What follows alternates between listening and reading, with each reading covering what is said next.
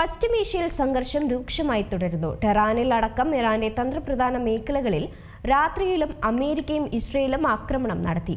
ഇറാന്റെ ആയുധ ശേഖര കേന്ദ്രങ്ങളെയാണ് ലക്ഷ്യം വെച്ചത്.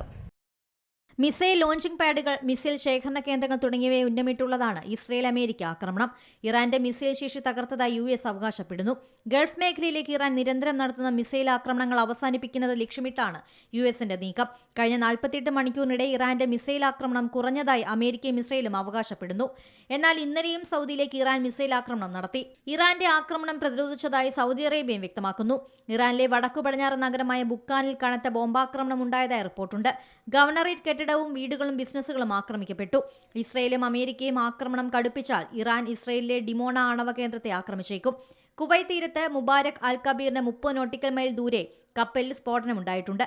ചരക്കു കപ്പലിൽ നിന്നുള്ള എണ്ണ കടലിൽ പരന്നത് ആശങ്കയുണ്ടാക്കി. കപ്പലിലേക്ക് വെള്ളം കയറുന്നതായും റിപ്പോർട്ടുണ്ട്. കപ്പലിലുള്ളവർ സുരക്ഷിതരാണെന്നാണ് പുറത്തുവരുന്ന വിവരം.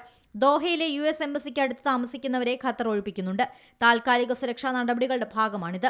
ലെബനനിൽ ഇസ്രയേൽ സൈന്യം ആക്രമണം കടുപ്പിച്ചു. ബെയ്റൂട്ടിന്റെ തെക്കൻ പ്രദേശങ്ങളിൽ ഹരിയർ ഹ്രൈക്ക് പ്രദേശം ഉൾപ്പെടെ വ്യോമാക്രമണങ്ങൾ നടത്തിയതായി ഇസ്രയേൽ സൈന്യം അറിയിച്ചു. ഹിസ്ബുള്ളയുമായി ബന്ധമുള്ള സ്ഥലങ്ങളെ ലക്ഷ്യം വെച്ചാണ് ആക്രമണങ്ങൾ നടത്തിയതെന്ന് ഇസ്രയേലും അവകാശപ്പെടുന്നു. International desk C Malayalam news. ഏറ്റവും പുതിയ വാർത്തകളും വിശേഷങ്ങളും വിരൽത്തുമ്പിലറിയാൻ സി മലയാളം ന്യൂസ് എല്ലാ ഡിജിറ്റൽ പ്ലാറ്റ്ഫോമുകളിലും ലഭ്യം.